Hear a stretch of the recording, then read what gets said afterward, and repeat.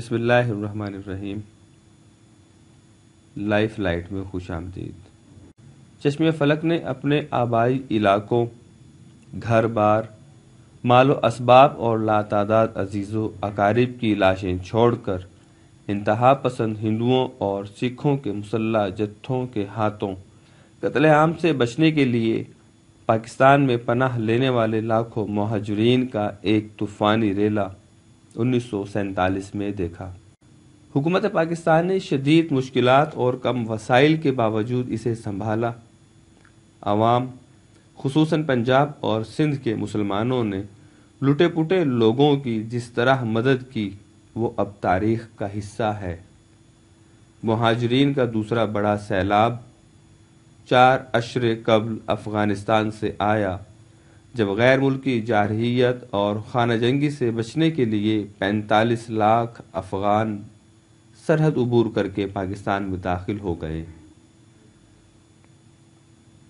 ان میں سے کچھ وقت گزرنے کے ساتھ واپس چلے گئے، مگر اب بھی 27 لاکھ یہاں موجود ہیں۔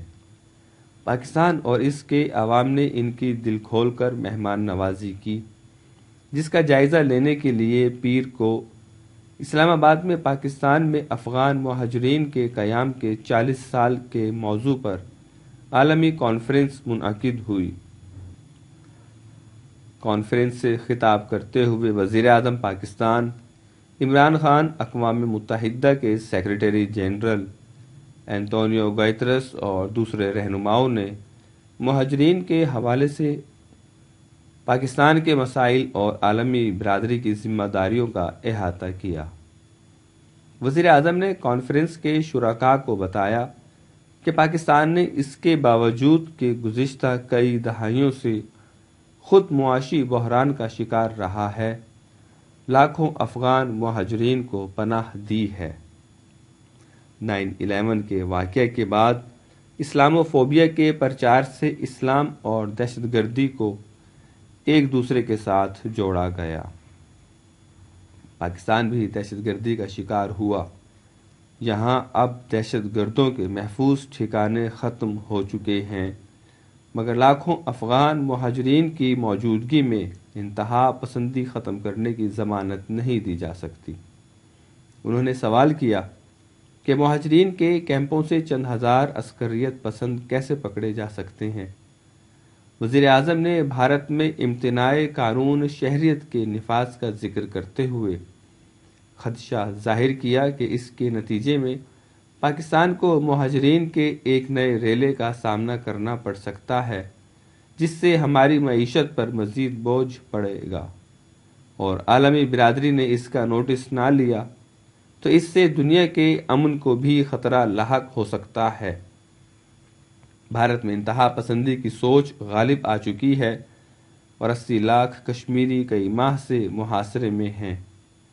اقوام متحدہ کے سیکریٹری جنرل اینٹونیو گوتریس نے مہاجرین کی مؤثر دیکھ بھال پر پاکستان کو خراج تحسین پیش کیا اور کہا کہ اس نے 40 سال سے افغان مہاجرین کے لیے اپنے دروازے کھلے رکھے۔ یہ سخاوت دہائیوں اور نسلوں پر محیط ہے جو دنیا کی تاریخ میں ایک ریکارڈ ہے۔ پاکستان آج بھی مہاجرین کی میزبانی کرنے والا دنیا کا دوسرا بڑا ملک ہے۔ انہوں نے افسوس کا اظہار کیا کہ پاکستان کی خدمات کے مقابلے میں عالمی برادری کا تعاون بہت کم رہا۔ اب بھی وقت ہے کہ دنیا آگے بڑھے اور مہاجرین کی پاکستان سے واپسی میں مدد کرے۔ وزیر خارجہ شاہ محمود قریشی نے اس بات پر زور دیا کہ افغان مہاجرین کی واپسی کے لیے تمام ذرائع اپنا کردار ادا کریں۔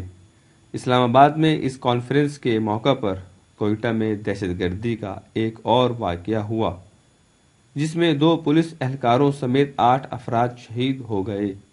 اس سے وزیر اعظم عمران خان کا یہ خدشہ درست ثابت ہوا کہ لاکھوں افغان مہاجرین کے کیمپوں میں عسکریت پسندوں کی موجودگی خارج از امکان قرار نہیں دی جا سکتی۔ کوئٹہ میں اس خودکش بم دھماکے کا واقعہ اس بات کا متقاضی ہے کہ افغان امن عمل کو مذاکرات کے ذریعے جلد پایۂ تکمیل تک پہنچایا جائے تاکہ مہاجرین کی جلد از جلد واپسی کی راہ ہموار ہو۔ ہم امید کرتے ہیں کہ آپ کو یہ ویڈیو پسند آئے گی۔